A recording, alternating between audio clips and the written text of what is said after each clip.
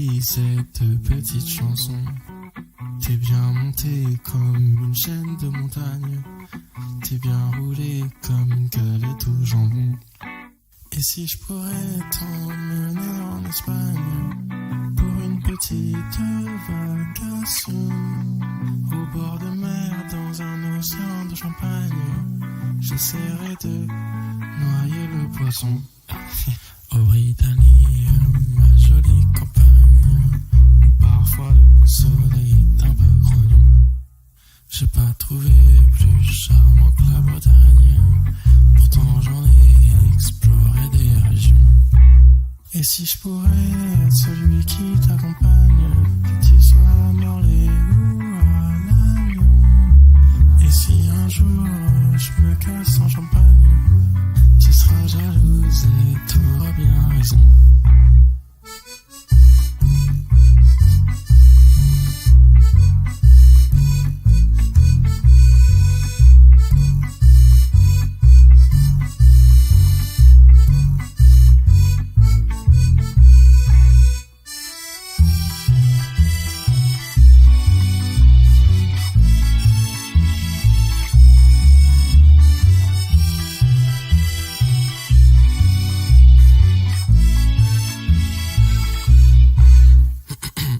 Thank you. Are you a cannabis grower who knows what they're doing? Are you looking for a one-stop shop for all things cannabis lighting? Then check out DutchLightingInnovations.com. On our website, you can learn more about our newest UV technology, which allows us to grow stronger, even better terpene profiles while reducing microbial growth. DutchLightingInnovations.com has all your lighting needs, from HPS to CMH to LED and UV. Lights of the highest quality for growers who know what they're doing. Designed, engineered, and made in Holland. Your one-stop shop for all things cannabis, DutchLightingInnovations.com. You can learn more about our newest UV technology. At DLI, we have decades in experience in both commercial and hobby horticulture. As a result, our engineers have developed a brand new range of horticultural lighting products that combine with the tried and tested manufacturing techniques of the existing commercial lighting products with a modern manufacturing process. As a result, we've created a comprehensive line of horticultural lighting products that are designed to enhance the user experience and produce better results. That's DutchLightingInnovations.com.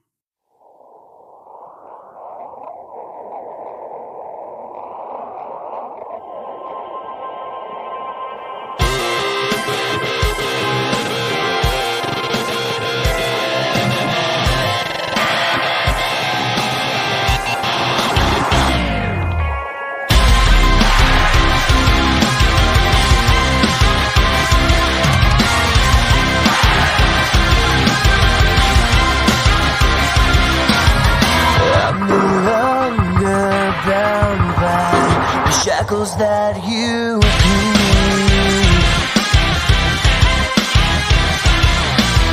I'm a slave to memories, forever haunting me.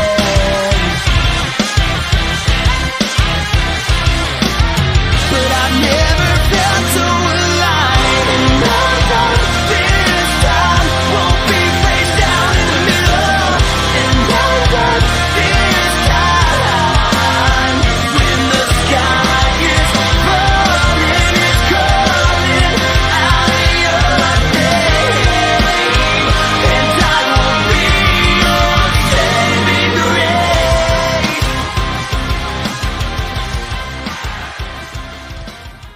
Tokers, jokers, and smokers, welcome back to another delicious edition, if you will, of the Daily Chronicles, y'all. I'm your host, Rodney. This is a cannabis lifestyle show where we sit down with people who are in the industry, outside of the industry, all kinds of just crazy things, trying to figure out who these people are, what they do, where they come from, and just a little bit more about them. So without any other further ado, y'all, we had an amazing sesh in the green room. I give you the Saltwater Cowboy, Mr. Tim McBride. Y'all, welcome to the show. Tim, what's going on, brother? I got it. Hey, man, Rodney, this is cool, man. I like the intro, man. It was really, really cool. Hey, thank you. That was a lot of research and development and copious amounts of ganja being smoked. Let me tell you. I could tell. Thank you. It's such an honor to have you on the show. I mean, first and foremost, your legacy, I don't even want to say that it starts in 1978 because I'm in 78, 79, but because obviously you were a teenager before that and stuff. But what you really did, dude, it's a fucking crazy story. Like, it's not even my story to tell. So without any other kind of like bullshit from my end, tell us who Tim McBride, the Saltwater Cowboy, is. I am just, believe it or not, a guy that's like everybody else, guy like yourself, man. I'm just an average Joe who just wound up tripping and falling into this, this thing that was going on. And, for 2 generations before I even got there. And where that is a little island that's on the dead end of Highway 29 here in Southwest Florida, little island called Chokoloskee. And actually 2 islands together make up the town, Everglades City, of just under 500 people.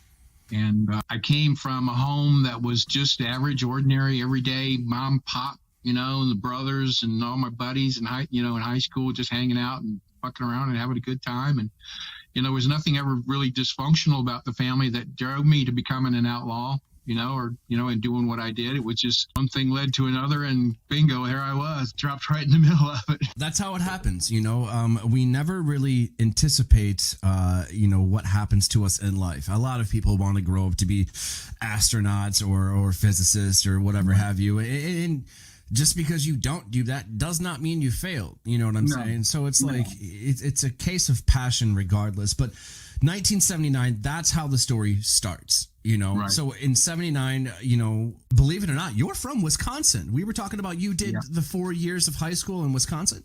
Yeah, actually, my dad was 82nd Airborne. I grew up mostly in North Carolina, and he took a job out of the 82nd. Fort Bragg, right? Yeah, Fort Bragg. Yeah, I'm an Army brat. My dad was 82nd as well. Yeah, very cool. We, we did our summers at Myrtle Beach. Okay. Just there and just below the border there, South Carolina a little bit. But we moved. He moved to Wisconsin. I froze my nuts off for 4 years there. And my next door neighbor, he was a lot older than me. I always, gravitated more toward the older generation. People, 3-4 years my age. For some whatever reason. And I had done a little bit of traveling at that time. I was out of high school, and I did some a couple of years out in LA working for an entertainer by the name of Sammy Davis Jr. And he was involved with a group of guys, Dean Martin, Joey Bishop, Frank Sinatra, and himself. And did I just hear you mention the Rat Pack? The Rat Pack, man. Yeah. Okay. Yeah. Okay. I worked for Sammy during his Rat Pack years, and what I actually did for him is he rented an apartment in Encino, in the valley, off of Ventura and Balboa, and that's it. Everything was paid for. He paid for the apartment, the house, the food, the car I was renting, my gas, everything like that there. And all my job and I got there by my cousin Joey, who drove Sammy's tour bus, him and his buddy Hogan. And he had one of those custom 40-foot, Greyhound buses, those Provos, those beautiful looking things with multi-million-dollar shit. And my cousin was the driver for the bus.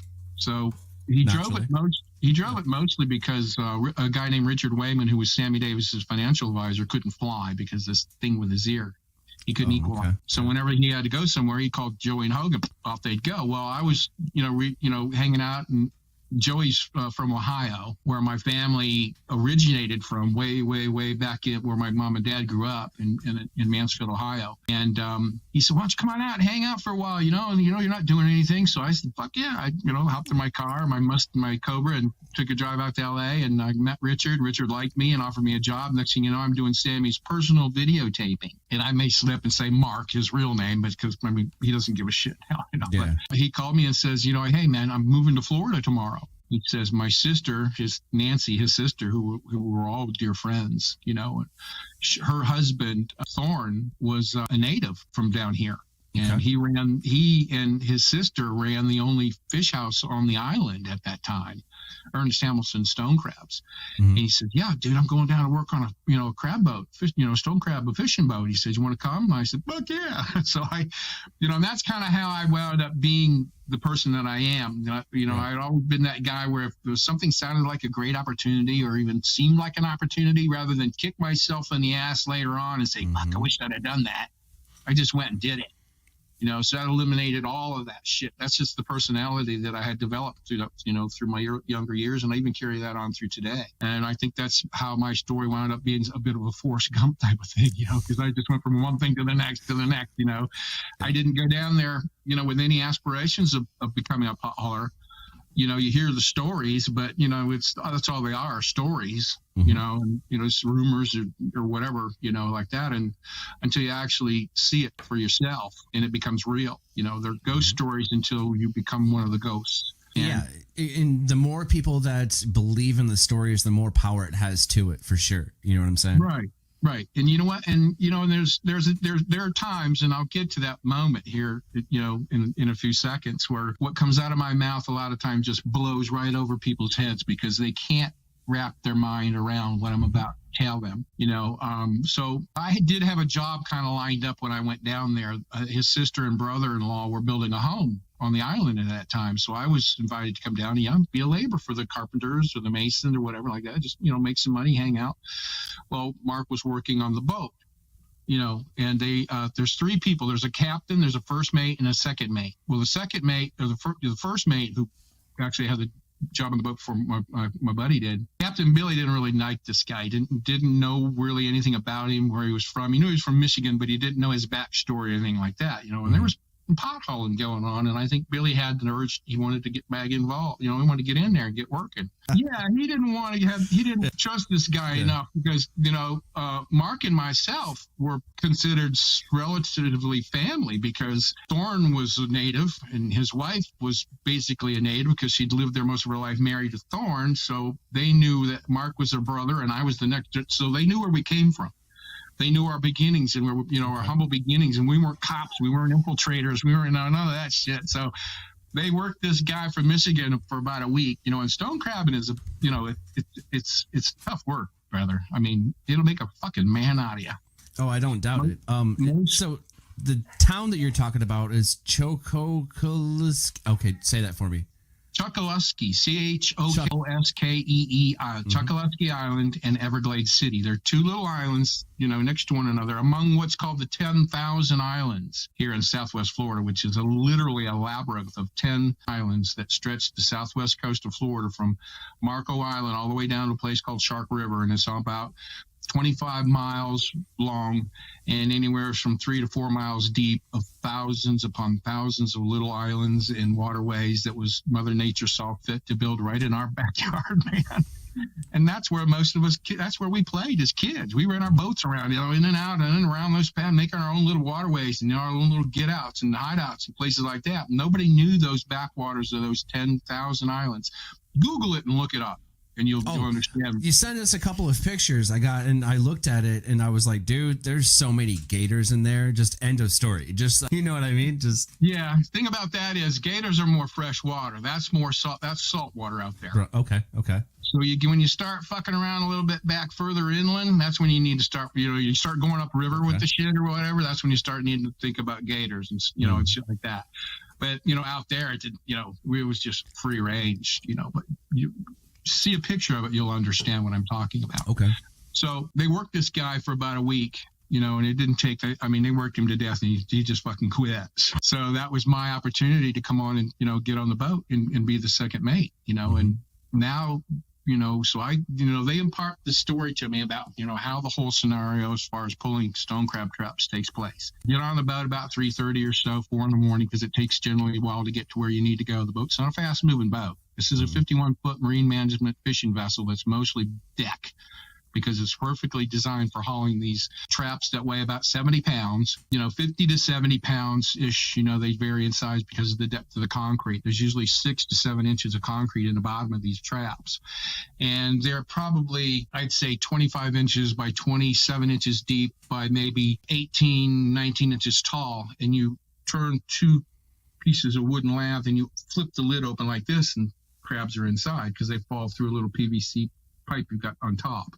Mm-hmm. Well, the concrete is on the bottom, so when you push them overboard, they always land bottom down so the crab can get to the top of them. And these fuckers weigh, like I said, anywhere from 50, 60 pounds, 70 pounds a piece, full of crab too, you know. And our boat alone had 6,000 of these traps. We would put 600 in one spot, 600 in another spot, all over the Gulf waters out here, onshore, offshore, downshore, you know, right offshore and out like that, to cover the territory, and go to one spot each day. We pull the first half of the line, which was 300 traps, and that first half usually runs about 17 to 20 miles long, because you're picking up traps about every 30 yards. And when I pick one up, I start, and I get it on the back of the stern, I open it up and I start flipping the crabs out over my shoulder into a bunch of fish boxes behind me.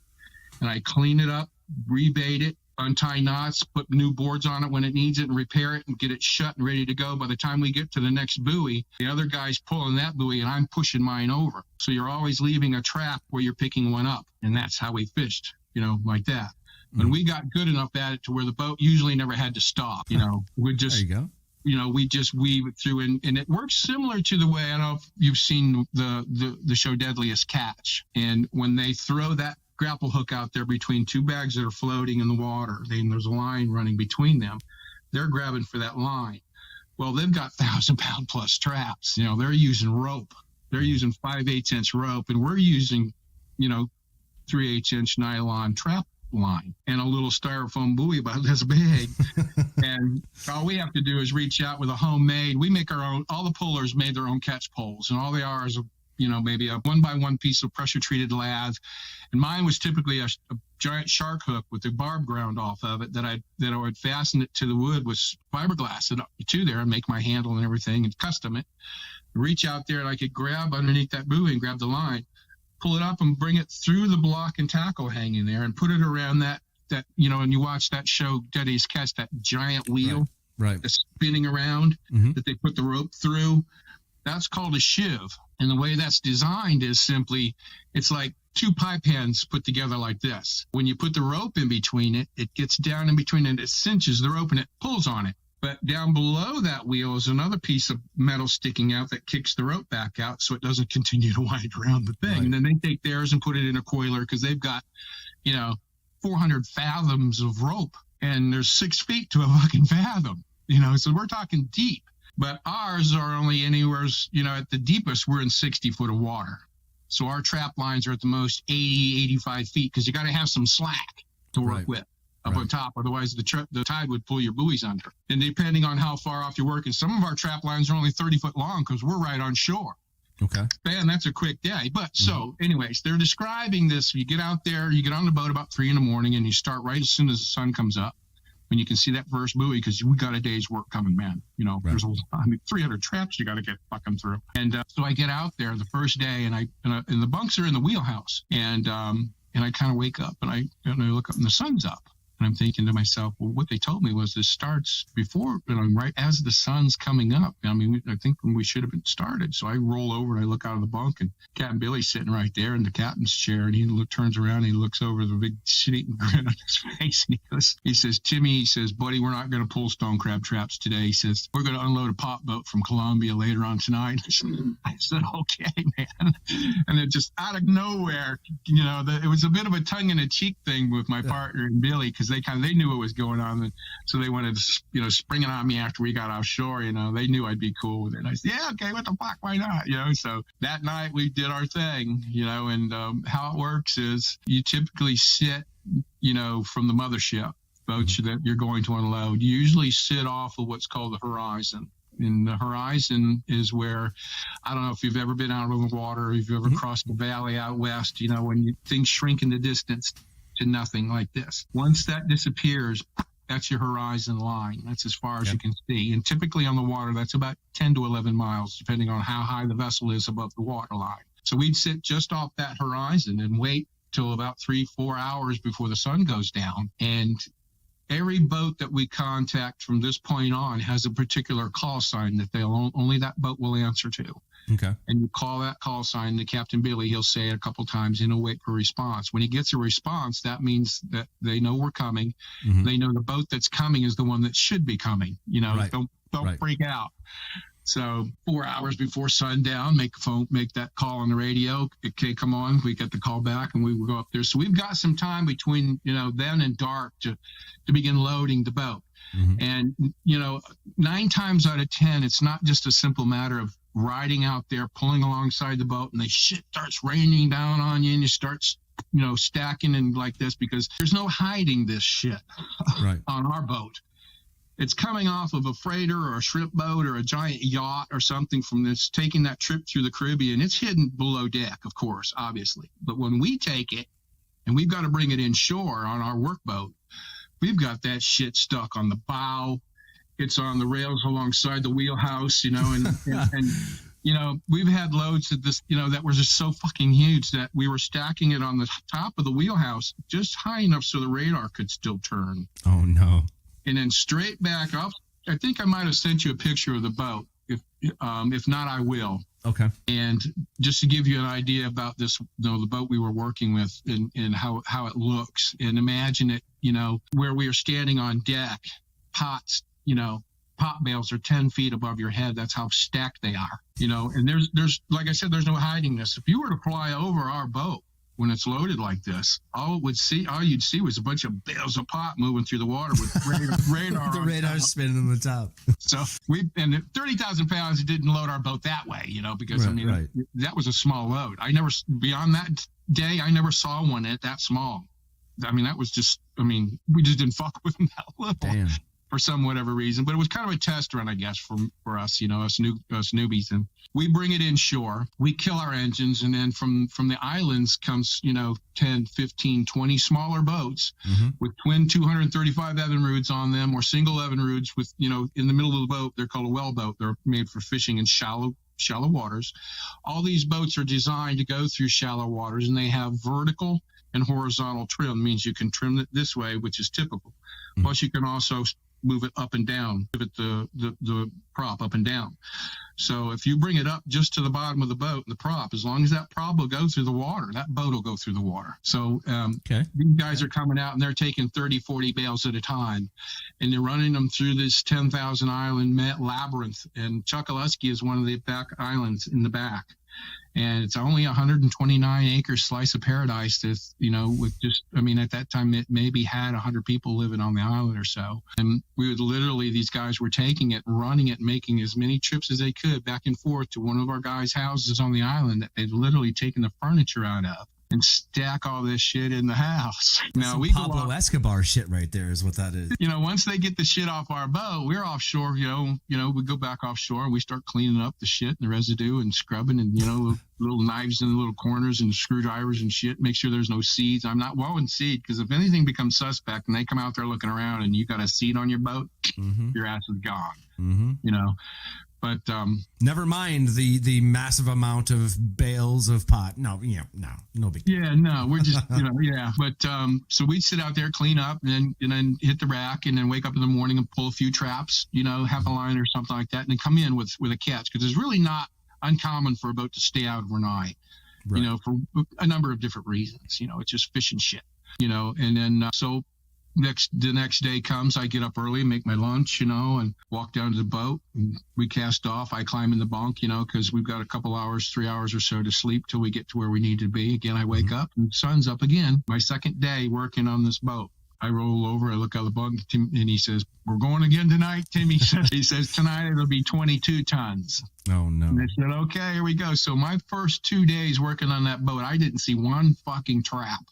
I didn't pull one stone crab trap. I unloaded 2 freighters from Colombia, and I got paid rookie pay those 2 jobs. I got $5,000 a night. I was paid. And now that the Captain Billy, he understood, he had a crew that was willing and able to do the work. Now, we jumped in, and now we're working 2 and 3 nights a week.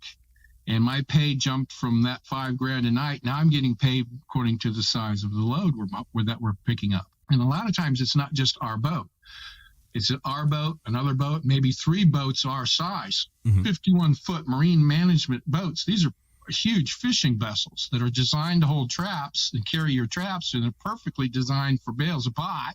And, the loads are sometimes as such where it's going to take 2-3 boats to get that load.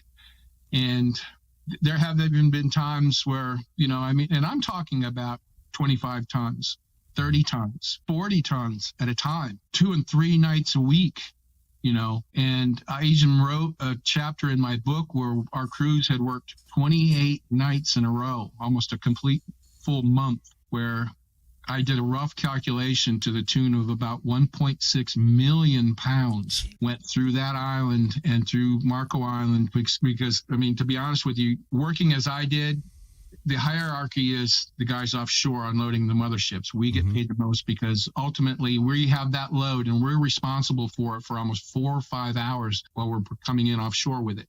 3 guys in charge of the load. That's in high risk. So now I'm making anywhere from $50 to $75 to $100,000 a night, and we're working 2-3 nights in a row, But you couldn't work more than that because, damn, you're dead. You kill these people if you work them any longer. That's why everybody had, was being involved. Everybody that had a boat in town that was willing to haul pot, there was a shitload of them. That's why Everglades City was known, and in a lot of circles, with law enforcement agencies as the hub of marijuana smuggling, in North America. Because that's where the majority of the ship was coming in, and nobody had a fucking clue, man. For 3 generations, this shit was going on. And I just happened to jump in, and I, at the height of it all, and there I was. Now I had become one of these ghosts. And when you talk about, 30 tons and 40 tons, and and like I said earlier, there's going to come a point in time where something's going to come out of my mouth where I'm just going to lose some of these listeners or watchers. When 20 tons or 30 tons comes out of my mouth, I've lost these people, man, because it's hard to imagine. And it was hard, it was hard for me to even imagine, but I didn't know anything. That's how we grew up as kids. We didn't know anything different than loads like that. We just thought was common. It was like, okay, let's go for it. And a lot of times, like I said, you go out to these boats and there would be freighters, 400 feet if they're a goddamn foot. And I've seen boats as a kid. I started at 21, just turned 21, made my first $100,000 8 months after I turned 21. And $100,000 only took me 4 days to make. But, it just goes on, man. But, and generational. I was what the United States government and the kids that I grew up with and ultimately got arrested during a federal operation called Peacemaker as 3rd generation pot haulers, meaning that our fathers and uncles and older cousins and grandpas and whatnot were the 2nd and 3rd generations. They'd each learned from the generation before them. So with the story that I impart, not to say that we were the only pot haulers in the world, well, that would just be insulting to other pot haulers. Bold-faced life, right. Yeah, because there were guys hauling pot all over the fucking place, man. God bless them. But, the story that I am imparting is one that tells a tale about a small town of under 500 people. Half the town was involved in it for nearly 30 plus years and 3 generations. And we wound up being able to integrate it into a way of life spanning 3 generations. That's no wonder you jumped in with both feet. You know what I mean?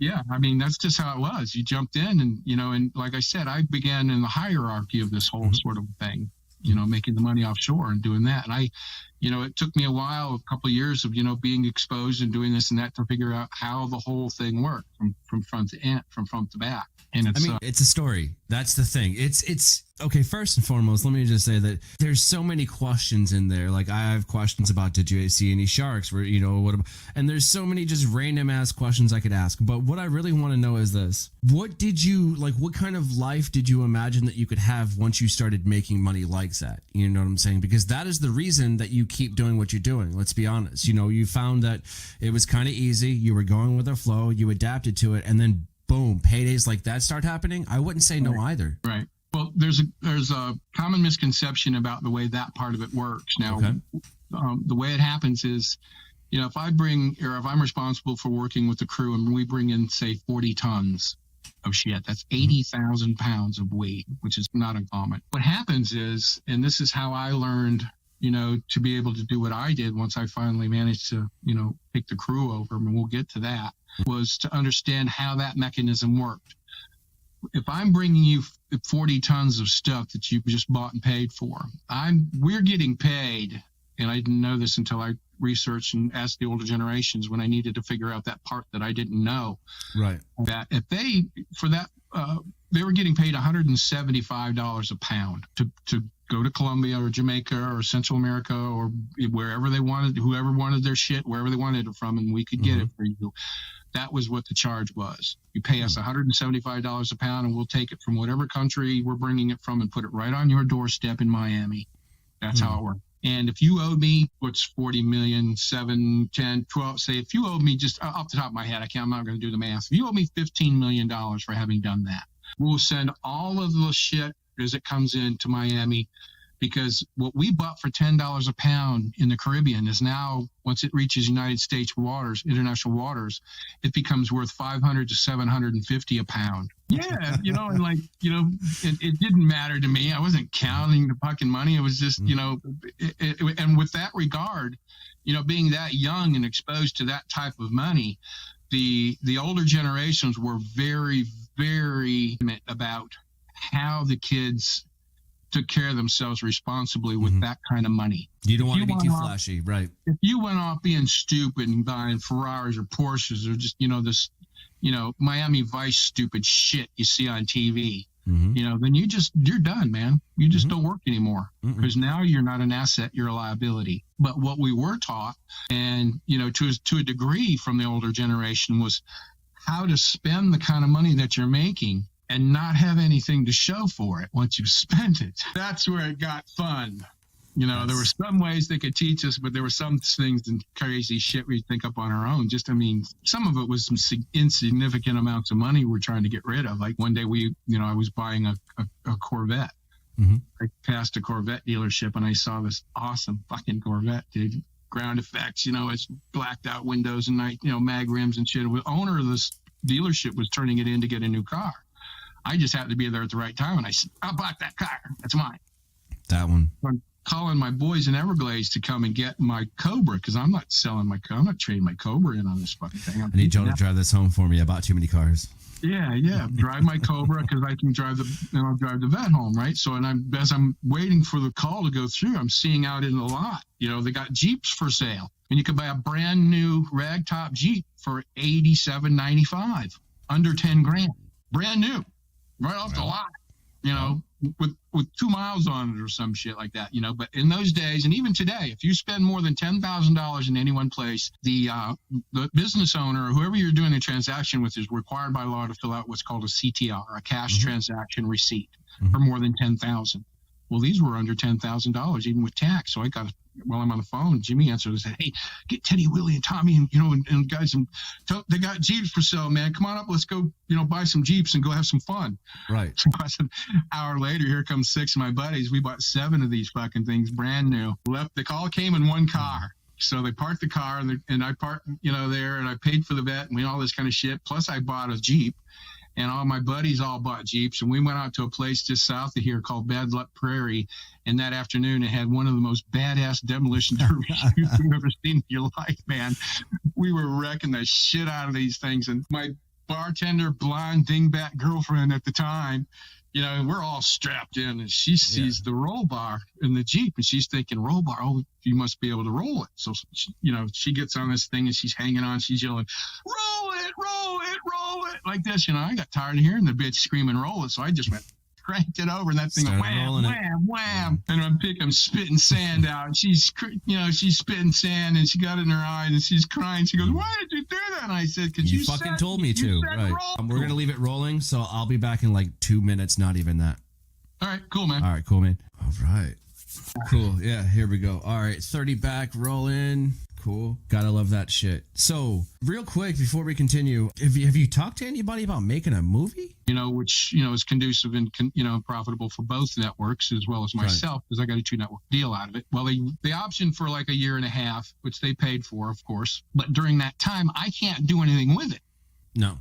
I can't entertain the thought of doing what I have certain things carved out, like merch and and things like that I can fuck with. But when it comes down to talking to anybody else about the motion picture, I was passing up deals. I'm talking with Spyglass Entertainment, with Paramount, with Frank Marshall, who founded Amblin with fucking Spielberg, at Searchlight Entertainment. Mm-hmm. And I'm saying, I'm sorry, man. I just, so when it came time for the option, you're bound by NDAs, if you will. Yeah. Yeah. So when the option begins to run out, if you're not in financing, or if you're not well along, at that time, when that month runs out, that option reverts back to me, and I can either renew it for you, or I can tell you to go fuck yourself. Mm-hmm. And I keep the money you paid me, and I just move on and do something else. Well, they were fucking around trying to get a director attached at the very last end of it.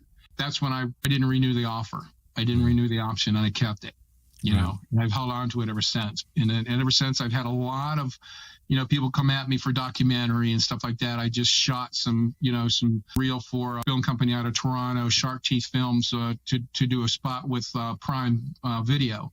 Okay. And Prime passed on it because they dicked around and waited too long to fucking, present the rest of it to them, which was the interview with one of the agents from Florida Department of Law Enforcement, who was one of the lead agents involved in my operation that caught me. He and I ultimately, 3 of these agents, surprisingly enough, customs, 3 customs agents. John Deasy was their supervisor. He is one of my dearest friends ever. That's a story in of itself, how we met years ago and wound up becoming friends. Well, he did a Viceland documentary with me. If you watch that Viceland documentary, look me up online. He's the officer that did that show with me. 2 other guys, Ron A, I'll call him, came from the CIA to run interdiction vessels for customs.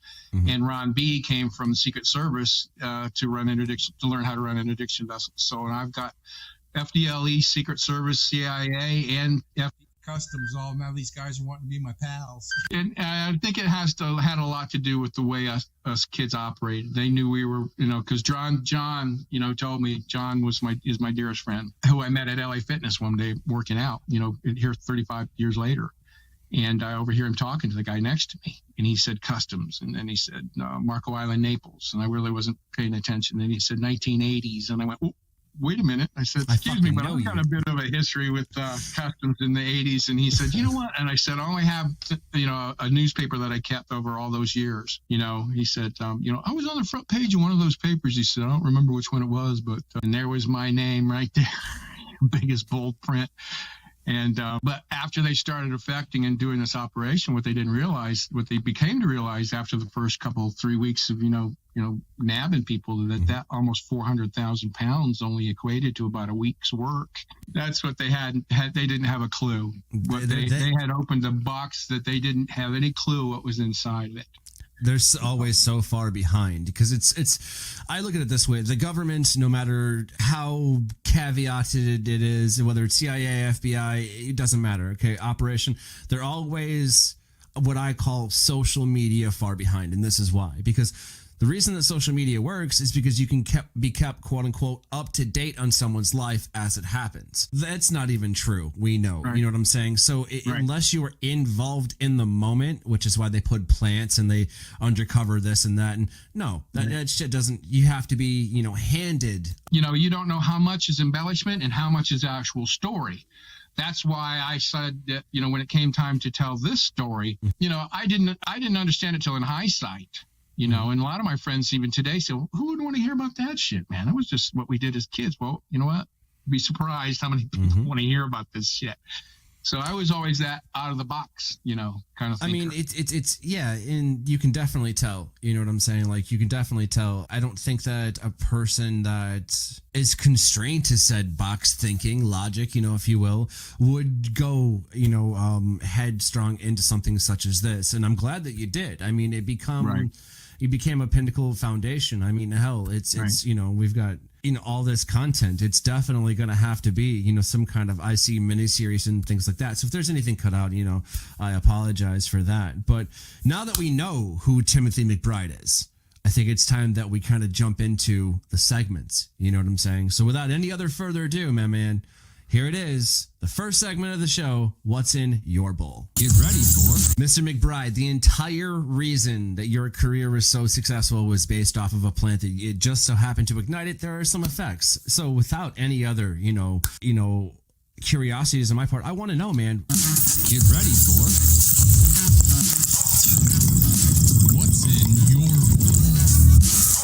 6 or 7 strains of fucking weed, and some of them you were really very lucky to even get because they weren't grown in mass quantities, like the Maui Wowie, and that sort of thing. You weren't getting the tonnage that you could pull out of the Caribbean, that sort of thing. Nowadays, they've got shit that, I can't keep track of, what they're calling this, but this one here, this happens to be Mac 1, they call it. Okay. It's 31.8% THC content.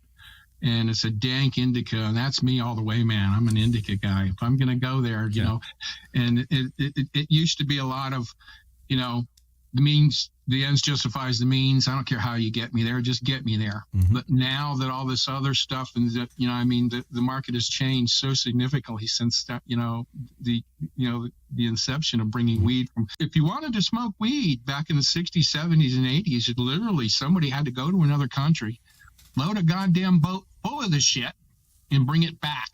That's how you got your fucking weed. Now, ironically, I can drive a mile down the street, Hello. I mean, the same could be said about, certain spices around the world, where it's the truth. I mean, a lot of, to find a land race. I think that's, probably up on a pedestal somewhere for some kind of strain or pheno hunter or something, if not, It very well should be, because I would be. Then there's the question about, should we bring back the dinosaurs? Well, there's numerous movies why we shouldn't, but these strains of cannabis, I think that would be worth trying. They can't kill you to try, right?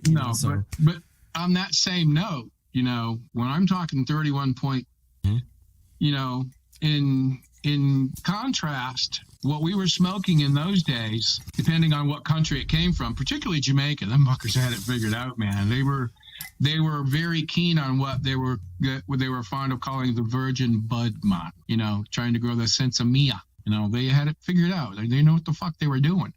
But, you're talking about, instead of, there's 30% barrier was only broken maybe 5 years ago, even here in the States, through hybridization. We're talking about Caribbean weed coming in at that time in and at around 12%, maybe, if you're lucky. So if you can, whether you believe in percentage or not, there are people that don't. I say that to be fair. If just looking at that, and what it was doing back then, even at 12%, let's say, I mean, it's like inflation. You know what I'm saying? Like that's because that's all you got. That's all you know. Okay. Yeah. And the different variations in the strains and its potency, because when that ganja comes in from, and there was a point at which we moved millions of shit pounds out of Jamaica, dude. I mean, that was just unreal. For the Ethiopian Zion Coptic Church, they were running the show.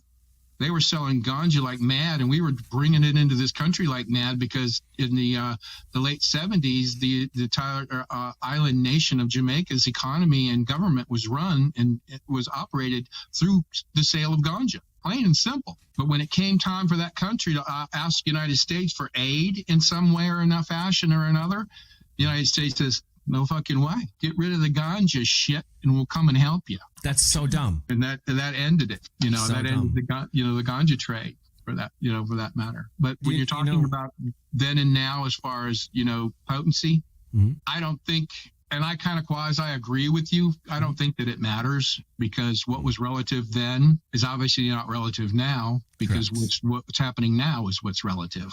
So I mean, it equals itself out. I only, compare and contrast the two just for some kind of introspective thought. You know what I mean? It's not really solidifying it, to condemn it or anything. No. It's just a comparative notion that it's interesting to see. It's the progression of cannabis, of pot, and all of those things over the year. And I absolutely love seeing that, But, well, that's the story that I tell, the evolution of this industry and how it became what it is today through guys like myself and the people that I grew up with. Because regardless of what I ultimately wound up becoming, just out of sheer happenstance, I mean, there's a very particular sequence of events took place in order for me to have done what I did. There isn't that much difference in how business is done by that, by those terms, even today. But that's a story that I would like to share with you, is how I wound up, taking over, as it were. But That may be one of the line of questioning that you got coming up. We're getting there. Which actually leads us into our second segment called TNA, y'all. Get ready. Welcome to TNA, y'all. The very suggestive title with a very simple outlook on things. TNA, of course, in this meaning rapid fire questions in the guise of totally or absolutely not. So, Mr. McBride, are you ready for TNA? Man, bring it. All right, TNA, man. What would you say? There was less excessive crime versus, the excess things back then? Or would you say that, like, there was, just not so much crime, just a way of life, like totally or absolutely not? I would say in our industry, in the cannabis industry, very little crime, very little on our end of it, particularly when it had to do with, what we were taking care of in the volumes in bringing importation rather, here in South Florida. Once it left our hands is when it became a whole other story, and because there's, mathematics dictates the level of violence in this industry. Mm-hmm. And by that, I mean, okay, you talk about the cocaine industry. People have got all their money invested in, a load of cocaine or what they've given to you, and they want their money back. Oh, yeah. That sort of thing. And when it came to, the cannabis industry, the marijuana industry, which was, at its height during the Cocaine Cowboy days in Miami, when Miami became what my Time magazine called Paradise Lost, in that, those guys, it was just a killing field. It was, and that, that campaign, if that's, for lack of a better way of putting it, was done by a woman by the name of Griselda Blanco, who Escobar he was a kid when Griselda began importing cocaine into the United States. She developed a method by which she would hire these beautiful women and models and just not kick ass bitches and buy them first class, tickets. And she would have the stuff sewn into their undergarment. We call those brand influencers today. Yeah. And flying back and forth. And this is how they were operating. Well, she brought Carlos Slater, who was Pablo Escobar's pal, who grew up as kids in the gang selling weed in Medellin, brought him out of the gang and showed him how to collect the coca paste to create the cocaine hydrochloride. She was setting him up to be their conduit between the cocaine in Colombia and the United States. That's how he got to be the murdering, killing son of a bitch he was, because he learned it from that bitch. Product of your environment. Exactly. That's the truth. And so when we're talking about the contrast between cannabis and the cocaine industry, George Young, wound up being a really good friend of mine there just before he passed. The guy was just amazing. This is the coolest fucking guy you'd ever want to meet. He was always fond of saying that the cocaine industry was always conducted with a gun, and the marijuana industry was always conducted with a handshake, and nothing could be more right. Because what people need to understand is that the level at which we were working when we were talking about multiple tons, and I've seen ships as a kid to go off and unload with as much as 300,000 pounds on these boats at a time. And we would take turns going out just to unload this one vessel, and if you're buying this shit for $10 a pound, here's a for instance, give me $300,000 of some cocaine cowboys money in Miami. And I don't even give a shit who the fuck they are. I don't want to know them. My friends Carlito and Leo, we're two Cuban partners in Miami, are the only two people I ever wanted to see. They'll give them the money, you give it to me, I'll handle it, I'll bring it to you, and then you give it to them. I don't want to know anybody. If I can take $300,000 to the Caribbean, drop it off at a bank in the Grand Bank of the Cayman Islands, and fly on to Colombia and buy 30 pounds of Colombian redbud for that $300,000. And by the time I get it back to the United States waters, which is a voyage of about 8 days or so, give or take any weather elements or patterns that, foreseen at that time, because in the United States international waters, like I said earlier, now it becomes as much as 500 to 750 a pound. So let's call it 500 to make the math easy. I've just turned $300,000 in 8 days into $15 million, minus my fee for a load that size, which is about $5 million. I just made that guy $10 million in 8 days off his $300,000. You think this fucker's shooting at me? No. He can't give me money fast enough to fucking go back. That's just how stupid it was. Now, if you take that math and go a little bit further with it, You take that original $300,000, divide it back into 9,700,000, which is what they profited off of that. Plus they got their 300,000 back. Divide that 300,000 back into 9,700,000, then you get a number 32. What that number represents is the amount of chances I have to get their next load in. I can lose the first 31 loads and still get that 32nd load in, and they've still made money. They haven't lost money. That's the ridiculousness of the amount of money to be made, and that's why there's no violence at that level. No. Because if they ever lost a fucking load or some shit ever happened to it, they would just say, well, go get another one.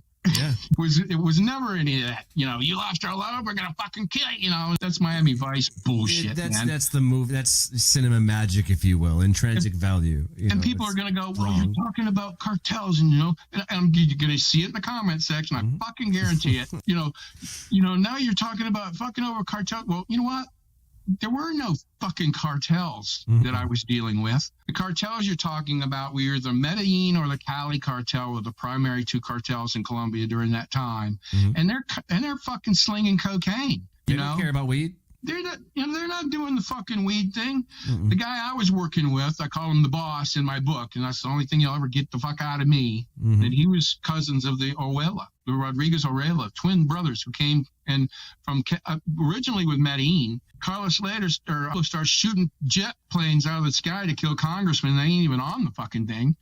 And they say, that's enough of this shit, man. So they began the Cali cartel, the two Orella brothers. The guy I worked with and bought all my fucking millions of fucking mountain size of fucking weed from was their cousin. He didn't have anything to do with the cartel. He was his own guy. He was a family guy. He's, even the house he lived in was inherited by him by his father. The growers they had in the region between Cartagena and Santa Marta and Barranquilla City, which was right in the middle of Barranquilla Peninsula, all those growers, as many growers as they could get within that region, were growing for that family. So we're working with families. So they were generation as well as we were generational, that sort of thing.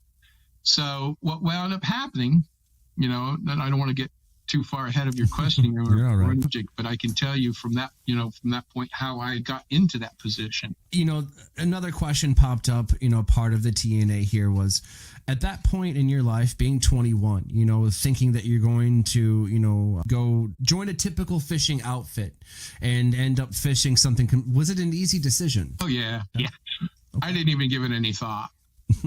It was like I said earlier, it was one of those moments of opportunity, or one that being who I am recognized as the possibility of being an opportunity. I jumped right in. Yeah, man, let's go. Does it blow your mind that you think back to having moved, approximately over more or less, who knows, 30 million pounds of cannabis? That's a rough estimate. Yeah. That's it's that right there was that was the question I was waiting to ask in TNA. It blows my mind. It totally blows my mind. There's no way that it could absolutely not, but it's insane. Well, this is something else that's I'm sure going to pop up in your comment section quite a bit. Is this part here, just the sheer volume and the amounts that I'm speaking of. People are going to question it, which I have no problem with that. I mean, unless you take the time to research, what I'm telling you, and the news programs and the media sections that I've done, the recognition or the, what would you call it? The validation of what it was that we did and got involved in. If it were not for my quasi buddies now from the CIA, Secret Service, FDLE, and the DE and the Florida Customs, and not been there and involved to say, oh hell yeah, that's exactly how it happened, this book would not have been published. Because when I went through, I did my homework. I wound up landing a literary agent who is Foundry Literary and Media, and a gentleman by the name of Peter McGuigan, who at the time is one of the top 10 literary agents in the country. I don't feel bad for his last name, though. Okay. I'm just kidding. No, but I got him, and I wound up getting St. Martin's Press, and when I got on the phone with the execs at St. Martin's Press, for them to make the ultimate decision on whether or not to go ahead and publish the book, the only thing, and there were 5 executives on the phone, and my agent was freaking out because this is not typical. This doesn't happen. She says, because, what we're reading here is just like, it's like a comic book, of sorts, for lack of a better way of putting it, she says. And I said, well, as far as validations, who would you like me to introduce you to? I said, I'd be happy to introduce you to John, who's with the United States Customs. Right. There's Ron Guthrie with CIA. There's Ron Curry, who is ex-U.S. Secret Service from the Carter administration. And there's David Waller, who was head of the Florida Department of Law Enforcement, who was in charge of Operation Peacemaker. Now, who would you like to speak to? And she said, perfect. That's all I needed to tell her, So that's the validation. So if you question what it is I'm telling you or any part of it, just do a little research, man. Go online before you throw that comment out there and embarrass the fuck out of yourself, because Google some names. Yeah. This is real shit, man, that I'm talking about here. And I've been asked about embellishment, and I'm thinking, well, no, for two fucking reasons. One being we were already operating, at the limit of human possibility. Right. To throw in anything beyond what I had written would have put it beyond the realm of human possibility, and no one would ever believe that. Plus, if I didn't have that, it would just sound like this, stupid shit.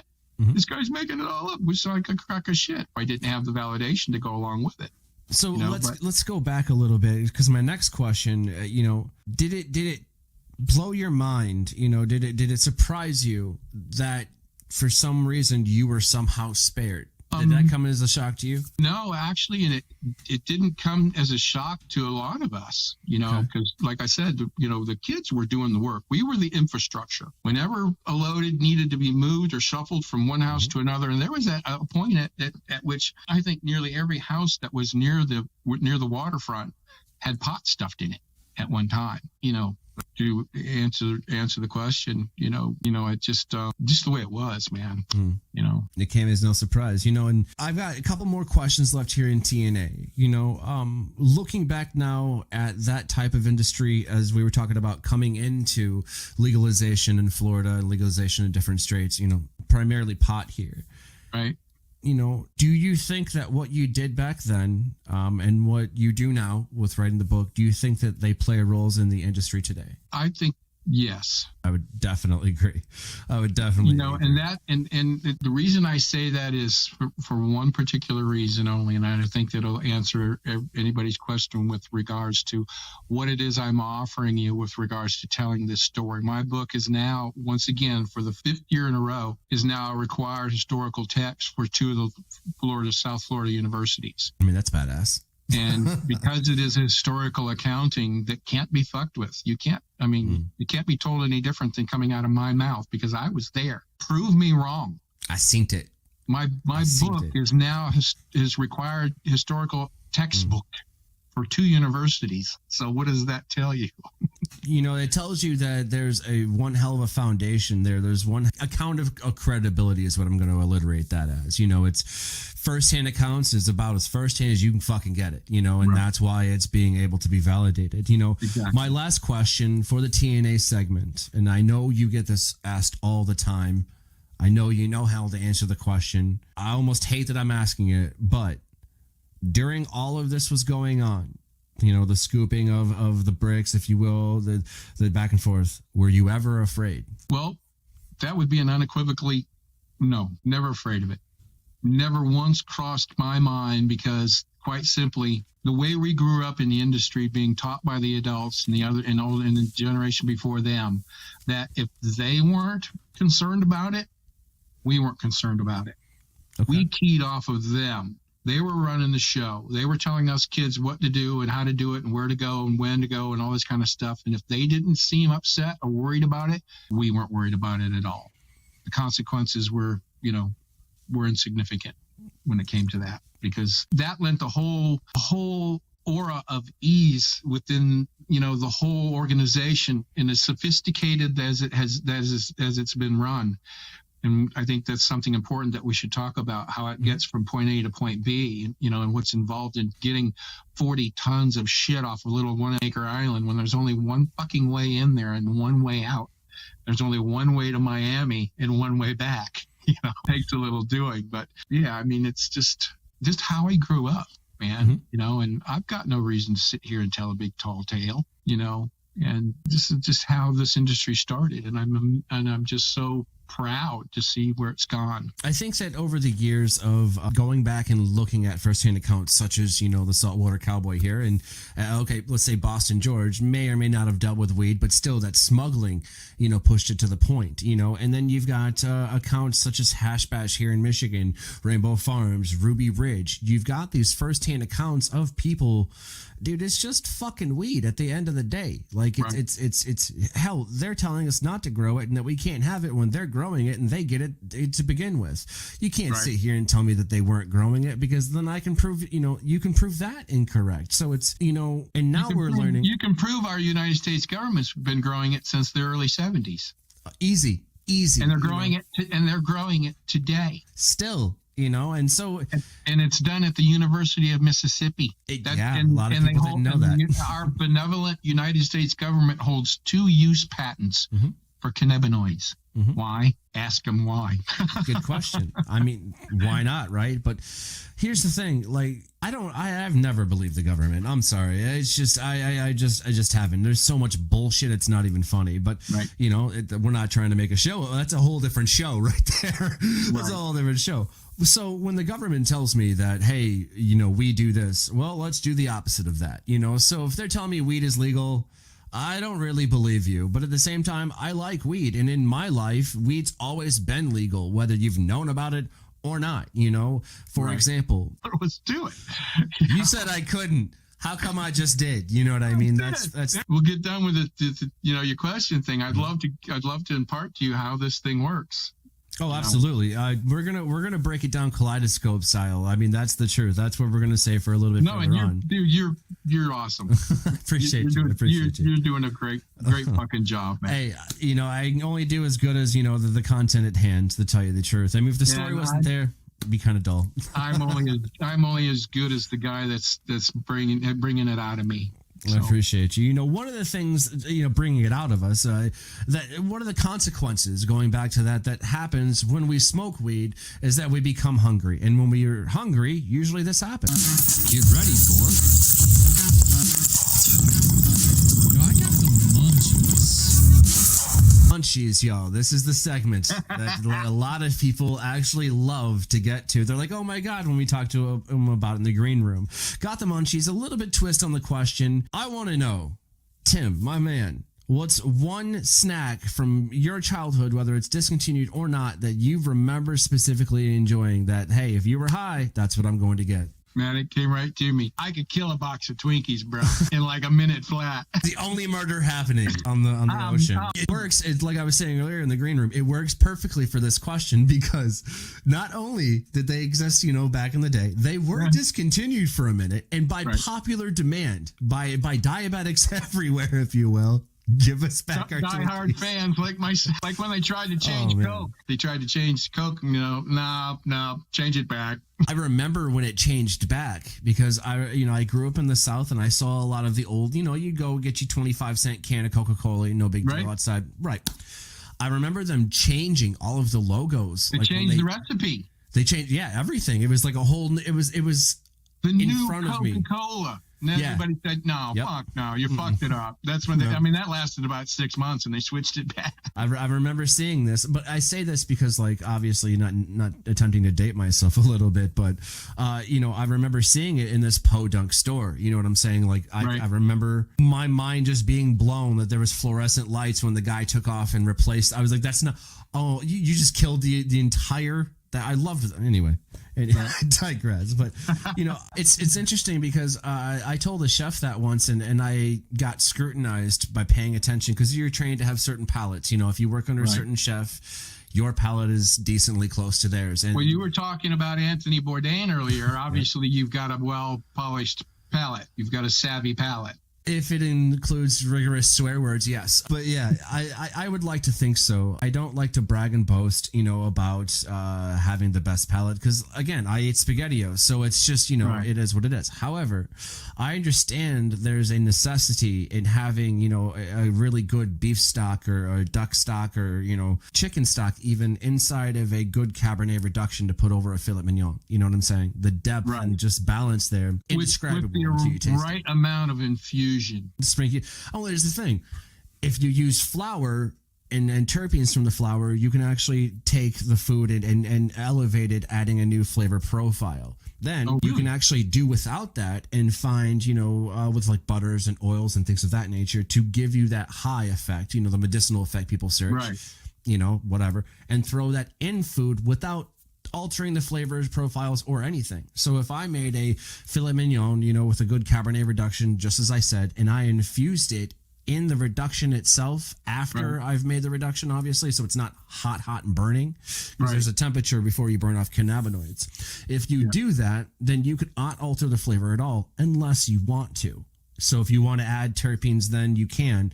But I've actually found that if you make your own oil based off the terpene profile of those cannabis plants, they do carry through if you stay within the temperature range as far as cannabinoids, making it the best goddamn Cabernet reduction you've ever put on a steak. I mean, it's the truth of it. And then when you pair that, when you put that kind of, I don't even want to say new technology, but new information, when you set that on the table across from people such as yourself, across from people from Ruby Ridge and all of these other stories, that is deliciously dope. Like that right there is one of the most amazing things. But there is one thing, getting to our last segment of the show here, there's one thing that we've saved for last, the best for last, if you will, the most philosophical of the questions in the Daily Chronicles. This one, y'all, of course, lie to me. Get ready for. Welcome to the last segment of the show, Lie to Me. This is the one we saved the best for last, the most philosophical, if you will, the most,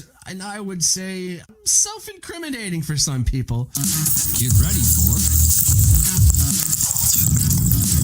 Lie to me. Looking back into your past as far as you possibly can. Okay. Everything you've ever lied about, no matter how big or small. What is one lie that you've told knowing damn well it wasn't true, got away with it, but knew you shouldn't have? Okay. Well, you know what? That could run a whole gambit of different things. But the one that actually sticks out in my mind is the day that this Cuban buddy, I say buddy, turned out to wind up being a buddy, but this Cuban guy that I knew in Miami, I was fortunate to be the only member of the crew from Everglades or even Goodland or Marco or even Naples that had ever witnessed or had ever been witness to where the pot wound up in Miami once it left us, because it was always done. And the scenario by which it's done is the one that I would want to part with you after I tell the story. But to answer these short quickly, this guy George shows up at my door, and here I am, just I'm a pot hauler from offshore to onshore, and I've taken the time,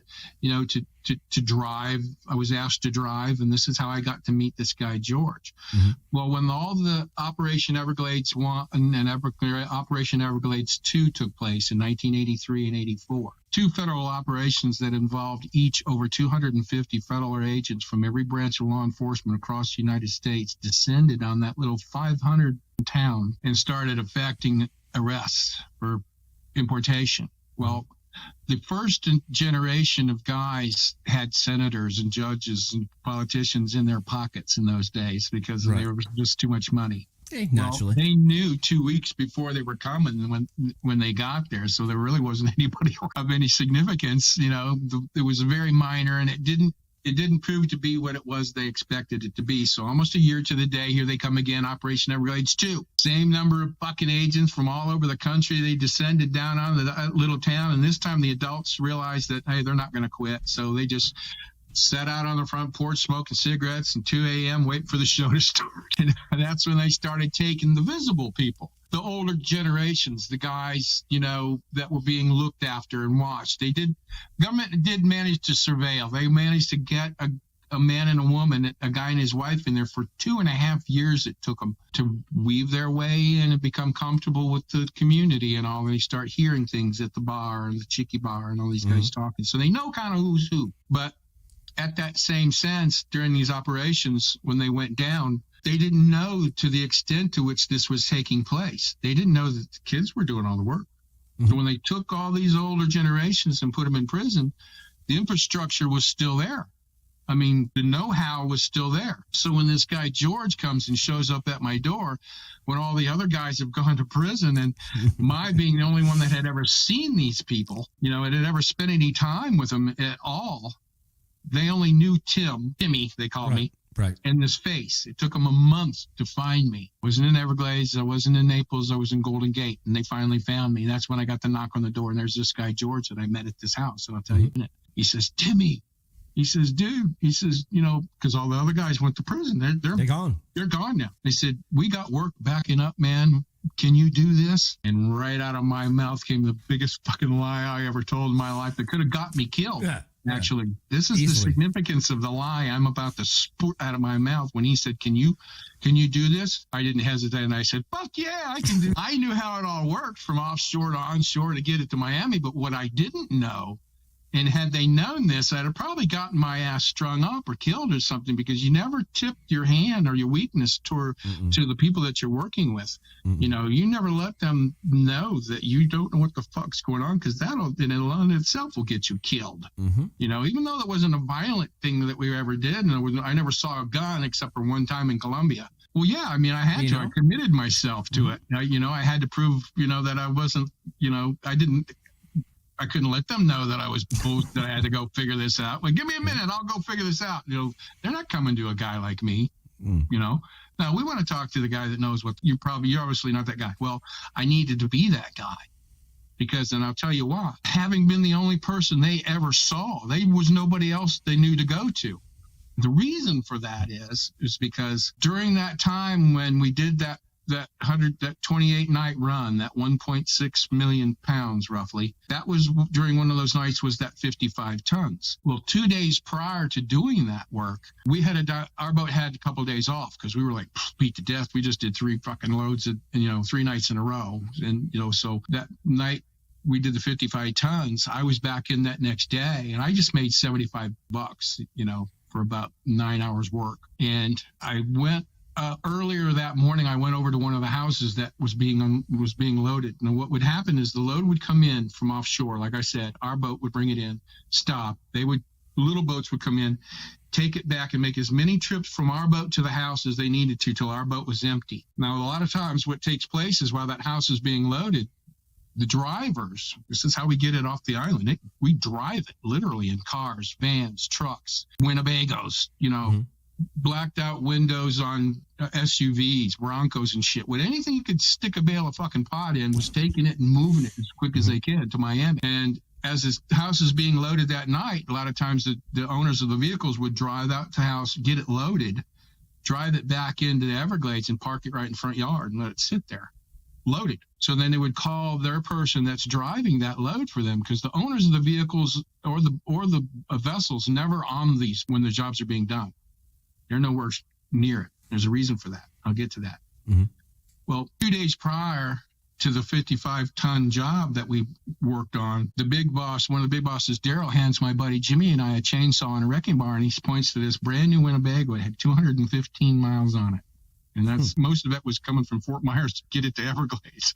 I mean, brand spanking new. He says, I want you and Jimmy to go inside that Winnebago and strip everything you can strip from the windows down. I want it out of there. Cabinets, flooring, even took out this captain's chairs, the seats. I mean, we stripped this fucking thing bare down to the nothing.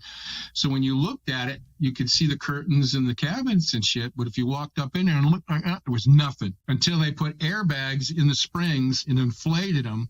They put 11,500 pounds of bales in this thing and shut the door. And the airbags were in there so it wouldn't spark the fucking highway on the way to Miami, right? 11,500 pounds they put in this thing. And I walk over to the house, and Daryl, the dude that was running that particular job, one of the 5 brothers, the Daniels brothers, he says, Timmy, come here. You know, I want to ask you a favor. And I'm thinking, oh, fuck. I always worked offshore. Now, our escape valve offshore was what's called a chase boat. And I have a 31.3 Chris Craft Scorpion with 600 horsepower, 200 offshore Evinrude or Mercury's on it. Damn thing will do 70 mile an hour before your ass hit the seat. Now, when that boat is loaded coming from the mothership, there's a chase boat, it's called, running right there next to us. Captain's dialed in, doing his job. He's on the radar. He's looking, and we've got a 50 mile radius radar. And if a target comes in within that 50 miles and it gets closer and closer, you can shrink that radar down 45, 40 miles, 35, 30 miles, down like that. If it looks like it's going to come to that boat we're on, we get on that go fast right there and just haul ass and leave the shit and let them have it. Because the owner of the boat's not on it. Billy doesn't own it. His dad owns it. Mm-hmm. So when that happens, if that ever happened, all you have to do is call his dad on the radio and say, hey, gig's up. He would get on the phone and call and say, look, I just walked down to my son's dock and took a look. The boat's gone. Somebody stole our boat. So you report it stolen and to get it back. Same thing with the vehicles. The drivers will load them. They'll call the driver that they're paying $15,000 to make this trip to Miami is typically what the driver makes. 30 grand a vehicle, and then the driver would make half that. Well, they're doing this thing, and I walk up and, and Daryl says, I'd like you to do me a favor if you would, Timmy. And he points to that fucking Winnebago that we just put 11,500 pounds of shit in. He says, I'd like to, if you would. He said, I'd like you to drive that thing to Miami for me. He said, because, I need somebody that I can trust. He said, because it can't go to what the United States government described as a dead drop.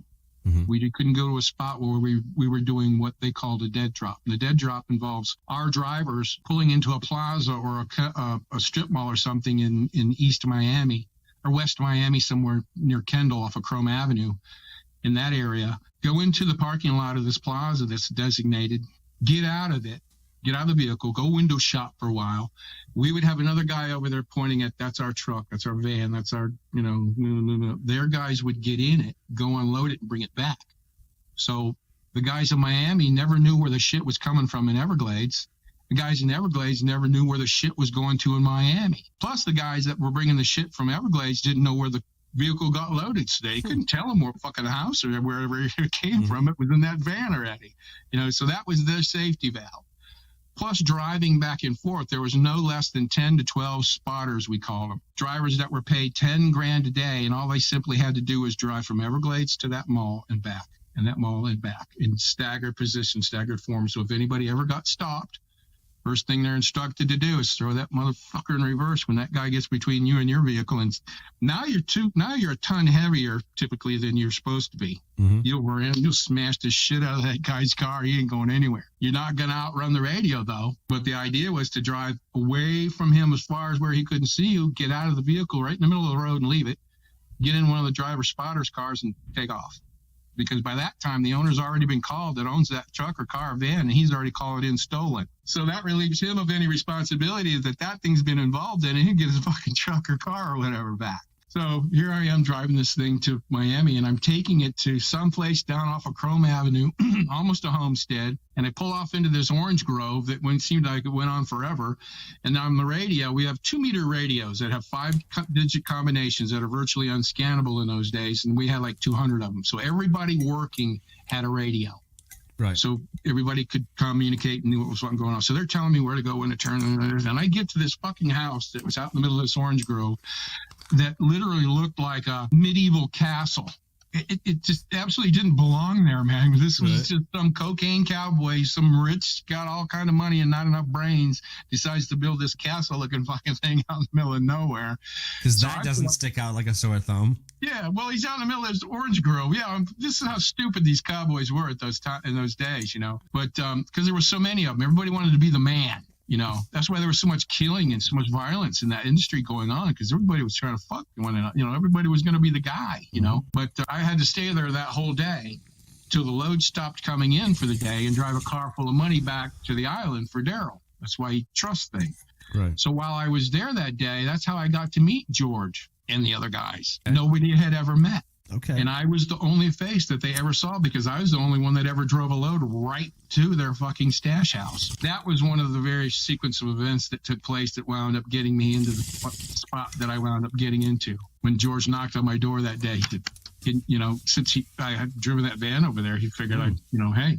Yeah. Yeah, fuck yeah. This guy's worth his fucking salt. There you go. Ergo the Saltwater Cowboy. All right. Right. So that's how we managed to, and we took it up a notch, from the other generations. We wound up there were a couple of brothers building boats here in town, Morgan Brothers, and we were having them build boats designed specifically for what we needed them to do. And another type of craft called a T-craft, which was a shallow drafting wide boat with a twin 200 Evinrudes on them. And those were the preferred engines at the time, the 235 Evinrude. routes. They were the most dependable, and they were a workhorse. So what we did different from the first generation was they had all different kinds of engines, different kinds of boats, and we were all using particular T-Crafts and Morgans, which, there were 5 crews working Southwest Florida. There was our Everglades City crew, and there's anywhere from 50 to 70 people it takes to make one job work. That's why, the whole half the town was working, because like I said, you can't keep working everybody. You got to shift and change and do off. Well, there was a crew in Everglades, crew in Goodland Island, crew in Marco Island, crew in Naples, and a crew in Pine Island.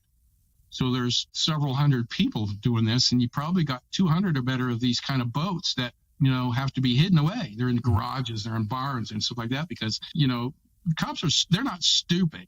You start being blatantly obvious with everybody's got a T-craft, there's only one reason to have a T-craft. Everybody knows that, so what we wound up doing, different than what the other generation did, we picked that everybody would use a 235 Evinrude. That was it.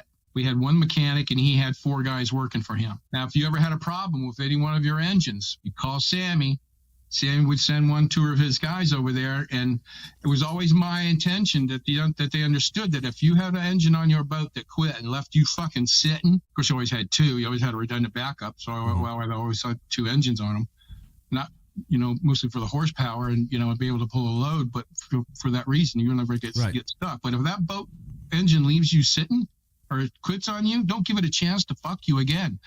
Take it off of there. And what Sammy would do was take that engine off there and hang another one right back on its place. Now, people are going to say in the comment section, they're going to say, well, you just can't put a brand new engine on there. It's got to be broken in. Well, no shit. So here's what we managed to do to solve that problem.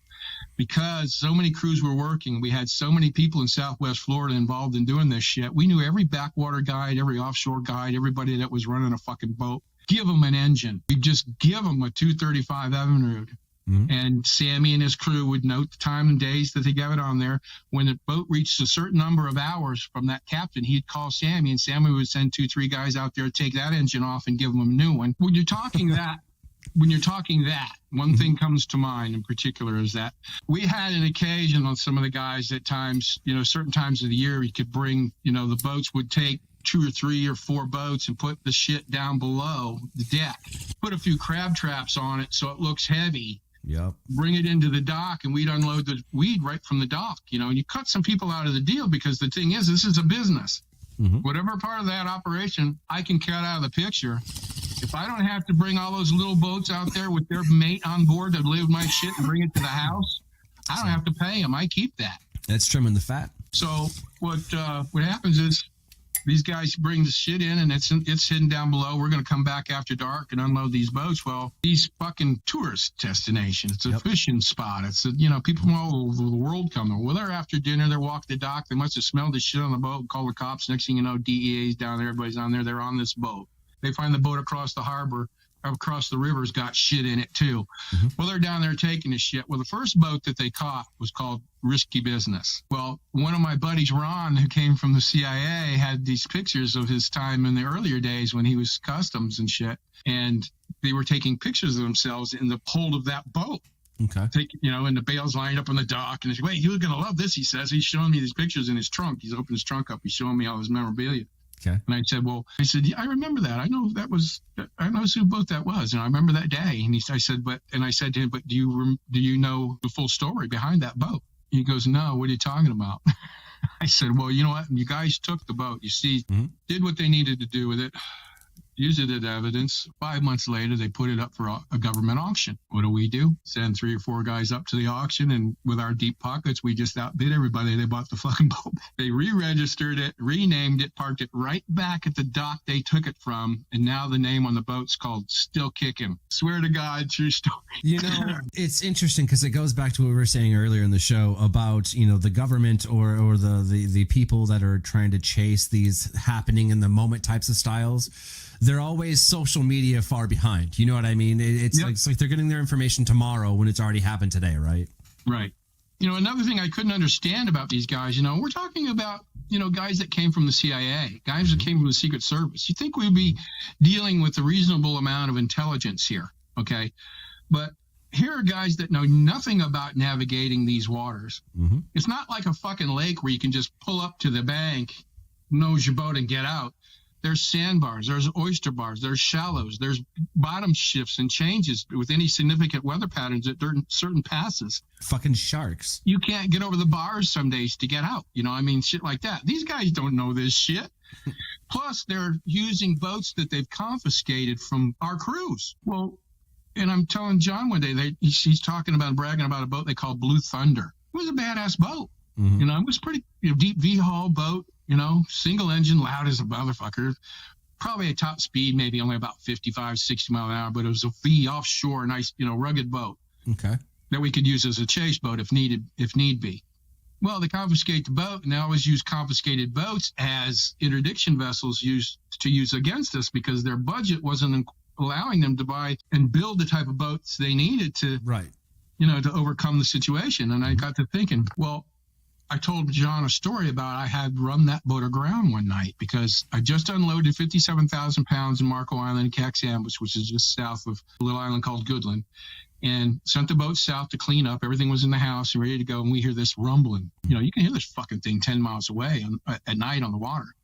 I knew it was coming, but I wanted to go up and meet it as close as I could because I wanted the boats that needed to get away and wash up and, get off, get out of the radar. Mm-hmm. To get away. So I went up and gave it just close enough for the guys to see me. And I turned around and I could hear them, what the fucking power. They're chasing me, right? But I'm pacing because I got probably 40 mile an hour on these fuckers. I could leave them standing like they're tied to a pole if I wanted to. But I just kept pacing and let them stay about 50 yards behind me. And I'm running dark. And they're trying to keep up with my wake. Well, when I talked about bottom shift and the significance of knowing the waters in which you're working, mm-hmm. Going into Goodland Island, there was this big sandbar coming off of what's called Cape Romano, and any significant weather pattern would change that pass as deep in water. So the night before, I had to go with my buddy Todd to find out where the deep water was in the pass. Mm-hmm. Well, it was a little bit south of what it was supposed to be, right off the Cape. Well, I'm hauling ass south. This guy's right on my ass, and I go past what looks like the entrance into Goodland. But what they don't know is that there's a shallow sandbar right there. On the other side of it's an oyster bar and then a mud flat. So I went past that, and all of a sudden I turned to come back the other direction, and I made them think that, he changed his mind. He's going to Goodland. They turned to cut me off. Went right up on that damn sandbar, on that oyster bar, and on that mud flat, and that boat went up on its side, and it was killed the engine like that. I just killed my motor, and Todd and I, we had a bandana on. We're about a giant spliff like this, and we're just letting the tide drift us past them like this, and we're about, I could throw a stone. That's how close they were to us, and they're like, God damn son of a bitch, and they're walking around in ankle deep water. They're not going anywhere for about another 9 hours because the tide was just getting low. So it's 6 hour tides. So I just started my engine up and took off, and I told John this story 30 years something later. He goes, I was on that fucking boat. And I said, yeah, but you know what? When it comes down to talking about how smart these guys are supposed to be, I said, John and Ron said, when you seized that vessel and started using against us, you didn't give any thought to the people that built that boat. Well, we built it. So all we had to do was build one a little more badass than that one you got. Mm-hmm. Problem solved. I said, we know what you're using. Where's all the smarts coming from, man? You guys are using our shit. It's interesting because okay, going back to 1979, then from 1979 to even 1984, that's a few years of doing this, you know what I'm saying? But that's when, the federal government decided to intervene using said boats you're talking about, and stealing. Right. Well, they came in town, they rolled in town, and there's a funny picture that I've got that shows their roadblock to Everglades. Well, there's only one fucking road in there. There's one sheriff's officer with his car parked on the side of the road, standing in the middle of the road with his shotgun. That was all the roadblock. And it was a comic of errors, in a manner of speaking, because the second time they showed up was, it garnered the success that they hoped that the first operation would. Was relatively successful with regards to taking out the older generation. What they didn't realize was the scope and the magnitude of which of what was going on. They didn't realize that, half the crew was still there, But then Life magazine was actually one of the reporting magazines that came on the island during that operation. And they wrote an unprecedented 18-page article with a centerfold picture of the aerial view of the 10,000 islands. Oh, shit. And the heading up above was in about 2-inch letters. It says, Trouble in Everglades City. And just below it says, a small Southwest Florida town tarred with drug smuggling, and most of its 500 residents say, so what? And it goes on to tell this 18-page article, man, and they're talking about a town, of just under 500 people. Half the town was involved in what was going on, and it was left with a town of mostly women and children and young adults because the entire male population went to prison. Ain't no different in no GM and Lansing, I'll tell you. That's the because that's the thing. Like, okay, to give you an idea, GM and Lansing makes cars. Well, the only difference here is you can smoke one and one smokes you. But that's the truth. It's capitalism at its finest, because even at the core of capitalism occurs. You make a product, everything is included in that price: manufacture, distribution, everything. That's what I said when I alliterated to this being a business. It's operated just like a fucking business. If I can eliminate any part of that operation whatsoever, and I don't have to pay that particular part of the crew, that's mine, because once everybody's paid, I keep what's left over, and that's when I start making millions. When I started taking on these jobs, I went from making 100,000 plus a week to millions, and now I'm really fucked because, I couldn't spend the money I was making when I was doing the other shit, and then it got to be such a pain in the ass because now we're doing bigger loads. They're coming more compact because they got the compaction of the bales down to science, because, dude, in the earlier years, this shit was coming out of South America from different places, different families, same family, but different family growers, bringing all from different regions to one central location being processed. And a lot of times in the earlier days, we were getting what we called pillow bales. They weren't even compressed in any way, other than it looked like maybe somebody stuffed their foot in the bag, and jammed some more in there. And then they duct tape that, throw that in a burlap sack, and then stitch that shut. So they were all different, shapes and sizes. There was no rhyme or reason to this shit, and it was a mess. So, if the crabbing business we were in, we were doing that during the day. You still had to work the fucking boat. You couldn't just haul pot, and all of a sudden the bills are getting paid and shit like that. You had to do the work in order to do the pothauling. So crabbing is amazing. If the fucking stone crabbing didn't make a fucking man out of you, the pothauling sure as hell did. Because now, we got the shit. I'm looking at my buddy one day, Mark, we're down in a hole and we're sweating, and you got seeds. It looks like a sesame seed bun. I said, dude, I started laughing. I said, you should see your face, man. He goes, no, man, you should see yours. And I was just like him.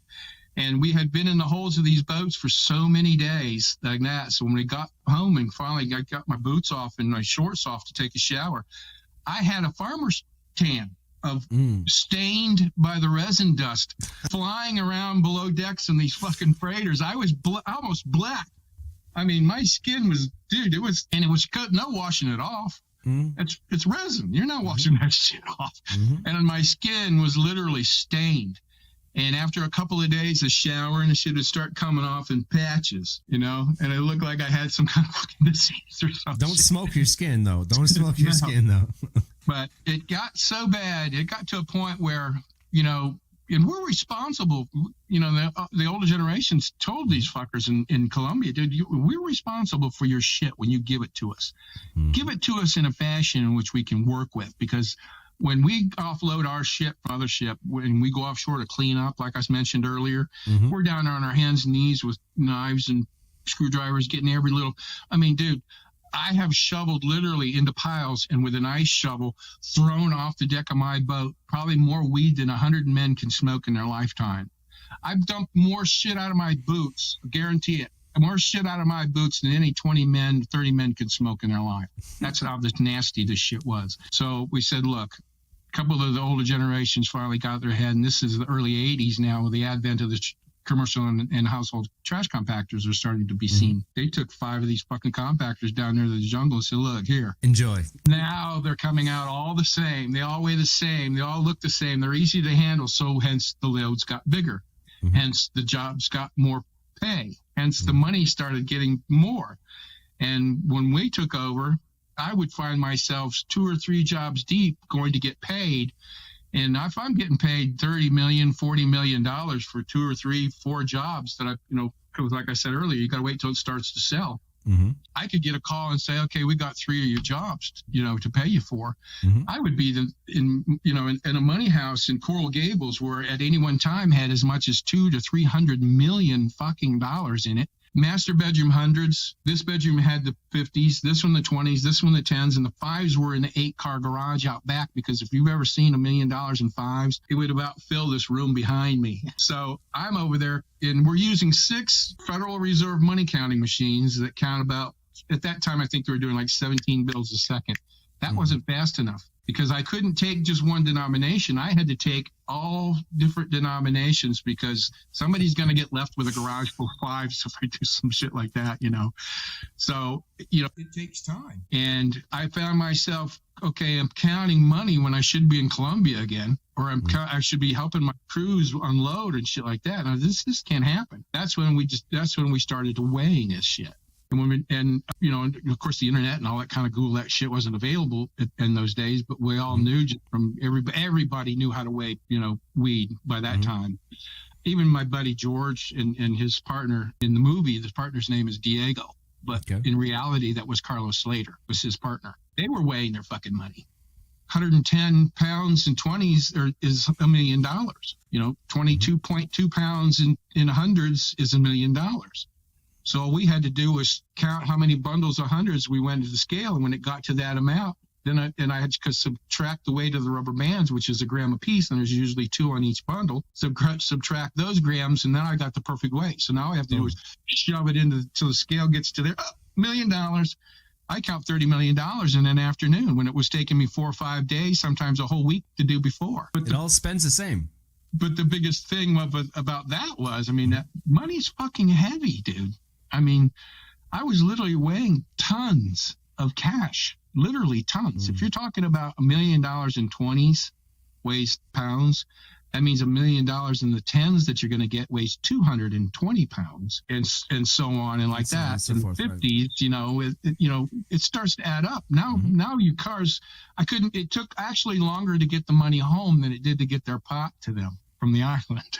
And like I said, Jesus Christ, man, there's just only so much fucking money you can deal with. I want people to understand this story so they can understand the humble beginnings of cannabis in this country and how it was done by families and generations of families, and not one fucking shot was ever fired at anyone. John Deasy, the supervisor for United States Customs, one of my dearest friends to this day, he's a 3-time NOM tourist in NOM, colonel in Army Rangers Special Forces, probably kill you with his fucking pinky finger. Got out of NOM, went through candidate school for customs, was on the border in Arizona for a little while. They put him drug interdiction in the Bahamas area where he first ran to us, and then they put him as supervisor in Marco Island and in Naples.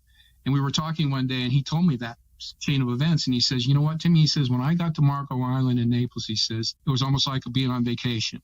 And I said, "Why is that, John?" He says, when I got there, nobody was shooting at me anymore. And I said, there you go. And this is the story that I want people to know. Well, I appreciate you sharing that, with us. I appreciate the insight. Holy shit. It's like we were saying earlier, you can't really take years of experience and years that have happened and condense it into, 30 minutes, 45 minutes. It's wild. And unfortunately, I apologize because you understand one little question. There's a lot that needs to lead up to answer that question to have it make sense and where it fits into this whole puzzle. But I appreciate the time to tell my story, dude, and I thank you very much, and I would love to come back. Hey, absolutely, and we'd love to have you back. Again, man, I appreciate you coming on and sharing that for us.